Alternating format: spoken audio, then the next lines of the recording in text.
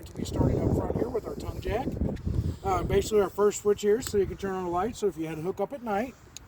And then our other switch here is going to be so you can raise and lower the camper.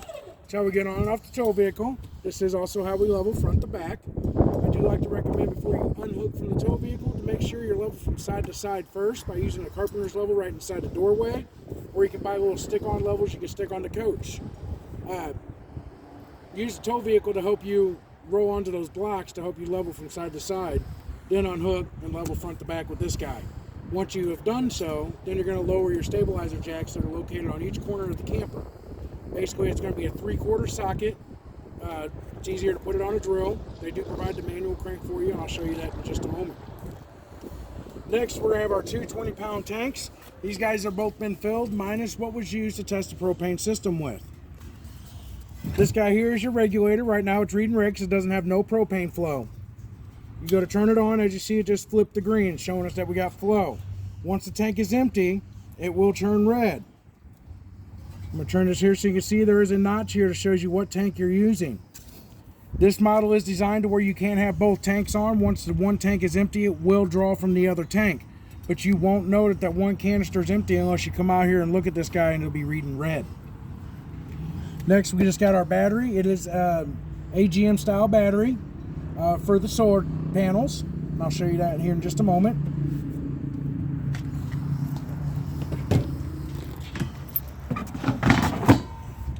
We do got on little cap lights. They're going to be a switch on the back on the other side there. I'll show you that once we get around the coach. Basically over here on this side we had our manual crank for our stabilizers down here. Like I said, they are located on each corner of the camper. And then right here on this inside part, we got our solar panel charge or controller. Basically just monitors the battery, and once the battery gets below a certain level, it'll allow the current from the panels to come through and charge the batteries for you. And then up above is going to be our battery disconnect. Basically when you're storing the camper, you're just going to turn this key and pull it out, and it will just hang there. And then that way nothing would drain the battery on you. Especially with the 12-volt fridge, the solar panel cannot keep up with a full amp power if it's trying to draw a bunch of power.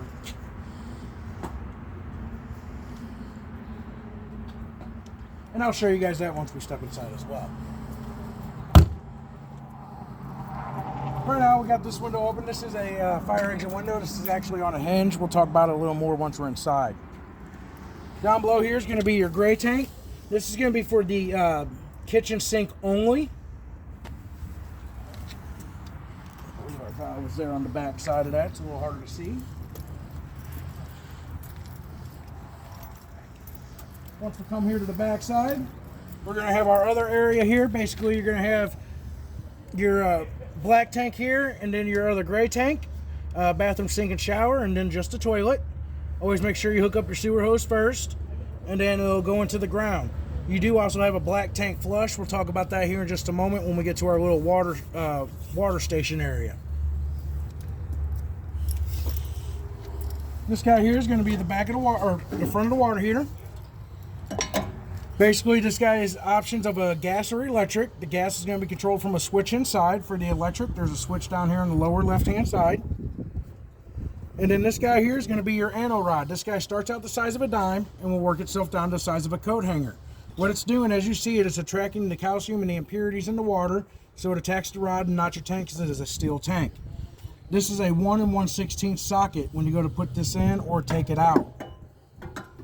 I always recommend when you hook up your water, you start filling this guy, you can either open this to help for that air pressure to have a way to release, or I just open the faucet on the hot handle side and now all that air will push right out of there.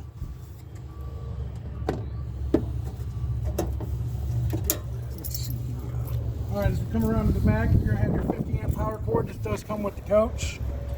You got our outside shower, basically hot and cold water. It's got its own shut off buttons and stuff, so you can reduce the flow of that hot water that you're using. It is pre-wired for observational backup camera. We do have our spare tire here as well. And then we got our ladder to the roof. This is meant for inspections only. We're not trying to go up there and have any kind of NASCAR parties or anything along those lines.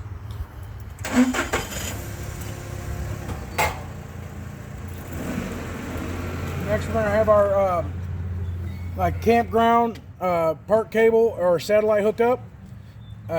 Basically with this guy here, you would turn off the TV antenna booster inside. I'll show you where that is located once we step inside. And then down here is where that water station was. Our top one here is the black tank flush. So what this is basically a sprayer inside the black tank, sprays around, gets all the nastiness out. I always recommend that you go out and get yourself a black hose for this. Keep it simple. Also, you want to use a pressure regulator because there is a plastic check valve on the back side of this. Too strong a water pressure can damage that check valve. Next, down below on the left-hand side is going to be our city water hookup. Once again, you're going to use a pressure regulator at the spigot. From there, your options of an inline water filter and then your white or blue water drinking hose. Hook up to here, you'll be ready to use the water inside the system. Cold side until the hot water heater has been filled. And then this side here is going to be for your fresh water, or to fill the fresh water tank. Basically, it is pressure fed, so you just feed that guy in there, turn it on, and it'll start filling that tank. I believe I may have just back here on the back side, I believe is where our drain was for him. So, yep. So let's see here. We'll try to see if we can't come around here and see if we can't get a little better visual here. So, if I may see that, please. Thank you. So back behind here is where your pretty much your drain would be for the fresh water. As you see, you got that one blue white tube there, and there is another one on the other side of the coach as well. One is actually considered to be the breather tube, and then the other one is an overflow tube. So once the tank has been filled, if we wasn't paying attention to the monitor panel inside, water will start coming out of that one hose. If the tank is actually full, it will come out of both water or both hoses. Okay. All right.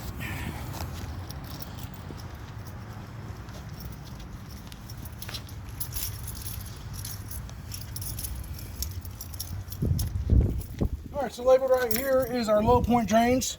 These guys are located right here, and these guys have two caps that will go on these guys.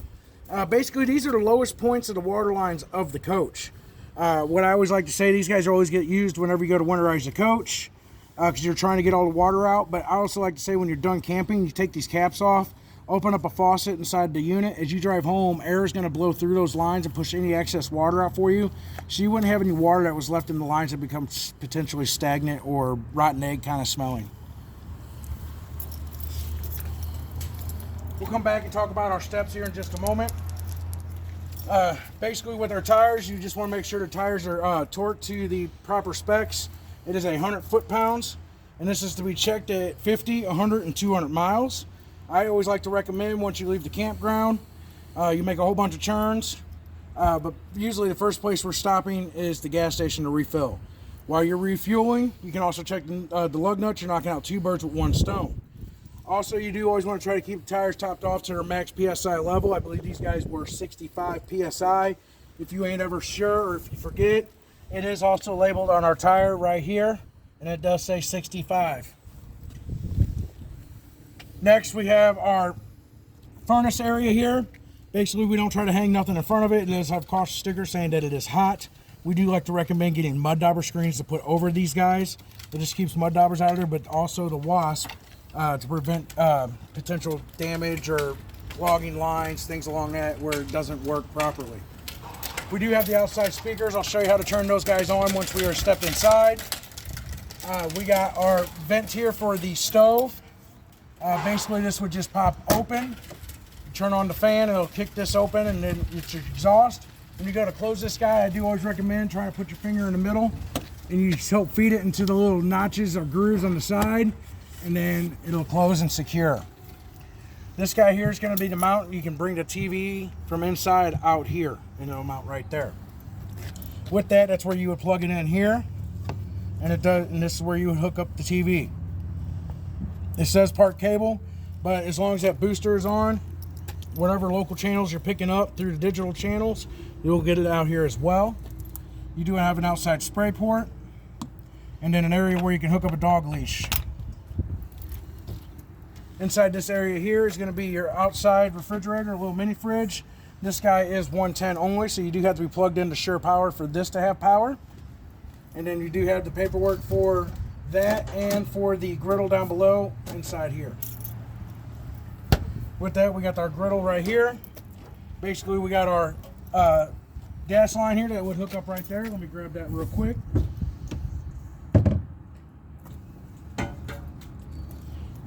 Basically, this guy here is going to quick connect onto this guy, and then this hose will wrap around and it ties in right underneath there.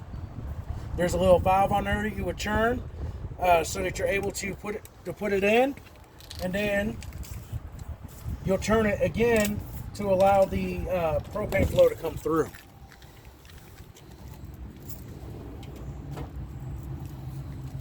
Also over here is going to be the tops of that griddle.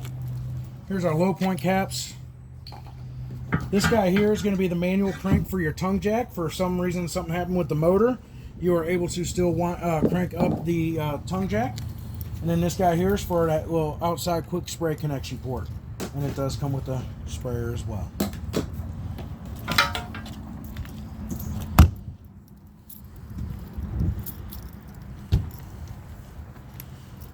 Alright. So next we're going to have our steps here. One thing to note with these steps is whenever you go to bring these guys, putting them up for travel or bringing them down to use, you do have to make sure this door is fully open, all the way open.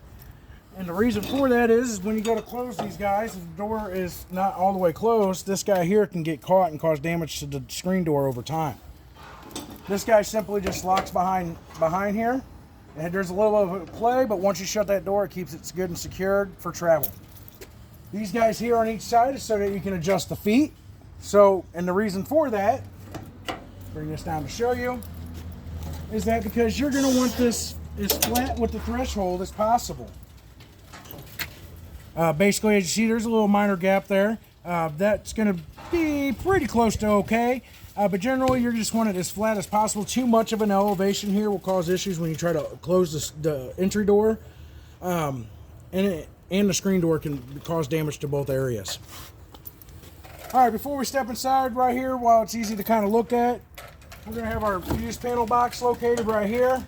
Basically, with this guy, everything that needs 110 or your Sure Power is going to be on the breakers.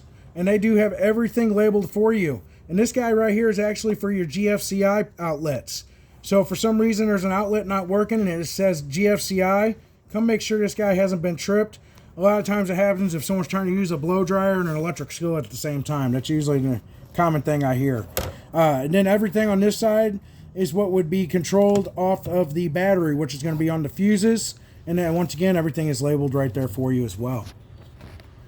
And then we have our fire extinguisher. All right, as we step inside, basically you're going to have your little closet area located right inside here. And it does have a motion sensor light. That's what this guy right here is. So on the back side is the switch. There's 1 hash mark and 2 hash marks. The 1 hash mark, the light will continuously stay on. The 2 hash mark is the motion sensor setting. All right, then our control panel is going to be located right inside here. Basically, at the very top, it's going to tell you your tank statuses from fresh tank. It also tells you the status of the battery. But then you got black, gray 1, and gray 2. I believe gray 2 was the kitchen sink. And then the auxiliary is not used. Then you have the water pump. You're only using the water pump if you're using the fresh water tank. If you're hooked to city water or well water, you will not need to use the pump. Then you got the water heater for the gas option only. Once again, the electric is controlled from outside. One thing to note with that is that you have to make sure there is water in that tank before you turn the electric side on. Then you have your tank heaters. These guys are little 12-volt heating pads right inside that stick to the basically to the bottom of the tanks. Once the tanks get below a certain temperature, they will automatically kick on and shut off once they've reached a certain temperature. The pads have an internal thermostat. Then you got your lights here. This first light is going to be for the outside awning lights and lights on the outside speakers. And then our other one here is for our inside lights. Then we got to bring our awning in or out. And then to bring our slide room in and out. With your awning, we're getting some random breezes today because we got strong storms getting ready to come through. So I'm not going to generally open up the awning just in case a strong gust comes through. You should always be mindful for that. A strong enough gust can cause damage to both the awning and the camper if you're not careful. So it is always recommended if you're going to a friend's lot, going swimming, going floating, going to the grocery store, taking a nap, anything along those lines, just go ahead and bring that in and just be on the safe side. Alright, so next, we'll come back to the TV in just a second. We're going to have our radio here. Let me shut this door real quick here so we ain't hearing as much as our forklift running around. So basically, you got two speaker zones, speaker zone A, and it even says right there, that's going to be these two speakers right here. Speaker zone B is going to be those outside speakers. It sounds pretty loud because you're able to hear those speakers through the wall. I don't know if you can hear them that well through the video. This guy is also a CD player and a DVD player. Does not play Blu-rays. You are able to hook it up to Bluetooth. It's got an auxiliary port and a USB hookup as well. Charging your phone, or if you had a little flash drive. And then you got your power button right there to turn it off. This guy here is going to be the remote for him. Next, we're going to have our TV.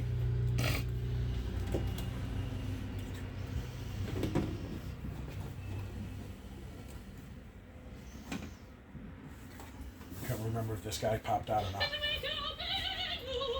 So right now we are picking up basically our local channels from the St. Louis area. Basically, if you go anywhere else, like you're going to Kansas City, or if you go to Utah or Texas or Washington or anything along those lines, you're obviously not be picking up St. Louis stations there. So you're just going to basically rescan for the channels. To do so, you just push menu.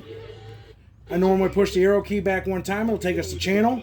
From there, you're able to choose either air and then go down to auto scan and hit the OK or enter button. And I believe it's twice because it'll ask you to confirm that you're wanting to do that. So in the situation that you're at a campground that provides the cable, you want to scan for cable channels. You would change this to cable, but then it's a little harder to see. But right behind our TV here, I'm going to try to. I'm going to try just enough to where you can kind of see. You should be able to go just a little right there. See where that light is? That is your booster. Right there is a switch. Try to get my hand in there to push that button. I push that button, you see the light shut off. Basically, from there, now you would be ready to scan for cable channels. We turn that guy back on. Let's see here. Go back to cable. Or go back to air. So we can get our TV back. And then that's basically all there is. This guy is hooked up to the AV connections on the TV, so whenever you're going to watch a movie, you would just swap this, hit source, and change to the AV channel. One thing to note, though, this is the DVD player, so if you are watching a movie through this, make sure speaker zone 2 or B is turned off, so that way the people outside is not watching the movie with you. Or listening to the movie but can't watch it with you. Then down at the very bottom there, we're going to have our fireplace. That's going to be this remote here. You got your power button to turn it on. From there, you got your temperature for low and high. Or you have the F1 there. It's just for the ambiance look. Basically, that's with our flame icon that we have. So that's got different color flames to it. F4, it's going to cycle between all the colors that it has. This other one here changes the colors of the rocks. And the same concept, if that one's on number 4, it's going to transition between all the colors of the rocks. And then you have your off. Down below here is going to be our LP/carbon monoxide detector. This is recommended you test this every 9 to 14 days. Basically, all you do is just push this button right here. And we're going to perform its test. Go off again here. And then go back to green. That test is that simple. If that guy goes off, you do want to take emergency precautions. First person out the door, shutting off propane at the cylinders. Second person out is trying to open up some windows. Make sure that the door stays open. Don't be trying to open exhaust fans and turn fans on. We're not trying to create a spark, okay? All right. As we are moving on, next we're going to have our 12-volt fridge I was talking about. You do have temperature settings up above. And then basically down here is going to be for the fridge. If you push the set button, it'll change. When you first go to turn this guy on, I do like to always recommend having it on 4 or 5 to get it good and cold, because these guys do usually take about, roughly close to 12 to 24 hours to actually get the temperature. Once it's been set though, 3 is usually pretty substantial. And it also tells you right here to turn it on and off. Just press and hold this set button for 10 seconds, and that will actually shut it off. And we do also have the manual inside here for that as well.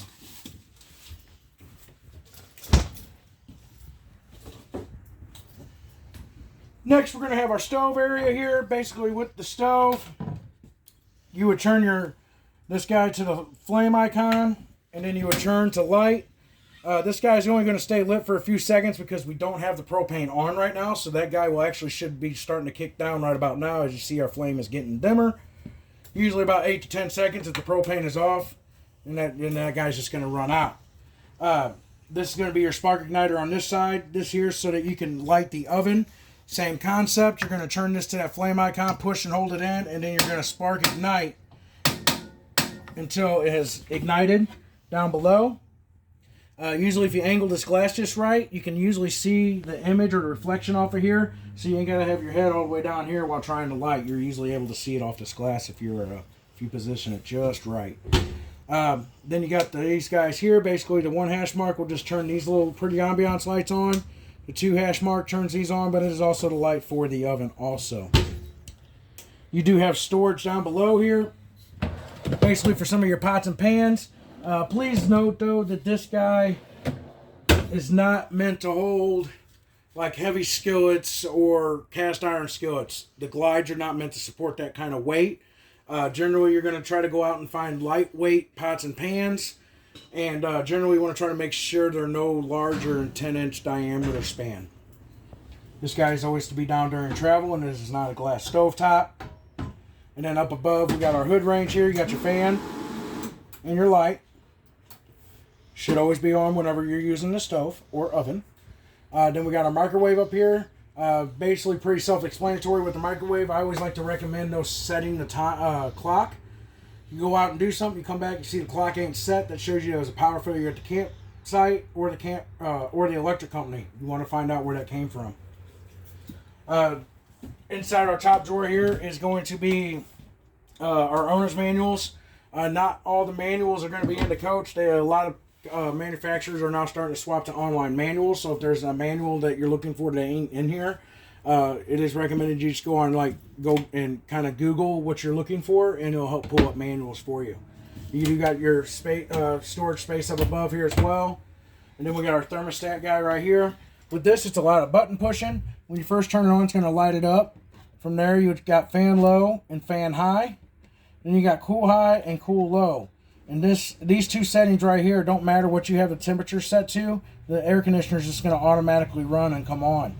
Then you have cool low auto and cool high auto. With this, it's going to basically it'll come on and off to your desired set temperature. And then your last option is heat. And then off. You do have the extendable table here.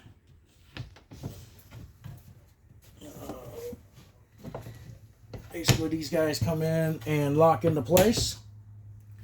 Does have to be down whenever you go to bring the slide room in.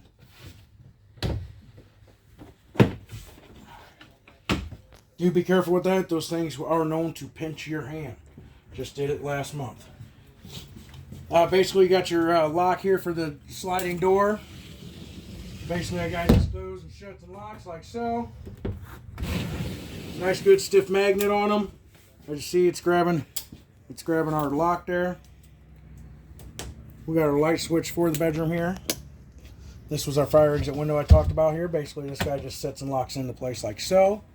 Like I said, it's on a hinge. If you can't make your way to the door, by all means, feet first. Try to get out of there. Get out of there. They got this here so you can try to pull out the screen, but just get out. Okay. You do have closet space on each side. Each side also has cubby spaces on the back side. It basically has 110 outlets and USB hookups. Basically, that is designed for like CPAP machines. You can also charge your phones from over there, things along that nature. You got storage up above as well, and underneath our mattress area here. Not a lot of space, but there's a little. All right. Oh, and then you got your area to put a TV in here, no larger than 24 inches. And then you got your connections up above.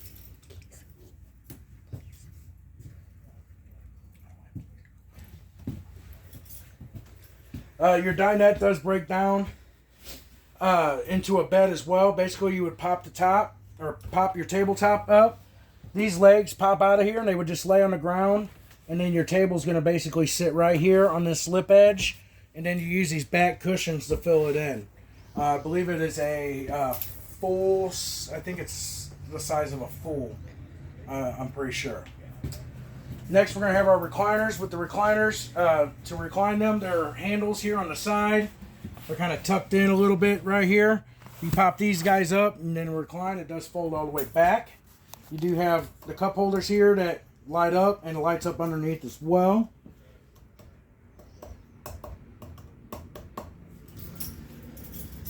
Do have a little storage area here. I actually like to generally pull these guys out. And as you see, there's also a USB charging port inside as well. But this is where I also like to keep our remotes. Right inside that guy right there. Alright, and then we are moving on. We got our other little sliding door here for the bathroom. With the bathroom area, once again, this has got this little knob here to reduce the flow of water, same as the outside shower. Basically, it's going to have the same kind of guy up there, but that is so that you can try to get the most out of your hot water. Your water heater is only 6 gallons, and the average American uses 38 gallons of hot water when they take a shower. Just hot water. All right, so you're already going to just outmatch. It just tries to help you get the longer shower out of that guy. This guy here basically will slide and lock in. And then I hit it a little too hard the first time. Basically, you know, if you like accidentally bump it with your elbows, it shouldn't pop open on you. You got your light switch here for the bathroom. You got your exhaust fan, which is on a switch as well. You got storage here. Storage here, as you see, I do have a panel taken off. No, excuse me. Basically, that's to show you these are where your bypass valves are for the water heater. Right now, they are in line to where antifreeze will go around and it will not go into the water heater. So when you go to use these guys, you're going to turn those knobs. There's one up here at the top for the hot and one at the bottom for the cold. You turn those guys in and it'll allow that water to go into the water heater. Whenever you go to winterize, generally you're using the pump on the coach. That's actually going to be located behind this panel right here. And once again, there will be one of those little white valves where you would turn that valve and then it's going to pull from a hose that will go into a bucket of antifreeze instead of pulling from the fresh water tank. Next, we're going to have our toilet. Basically, with this guy, you would lightly press on the pedestal that you would add water so you could do your business. All the way down, it's going to flush. I do like to recommend taking non-stick cook spray the bowl of the toilet. Helps everything slide down, makes it easier clean for the cleaner.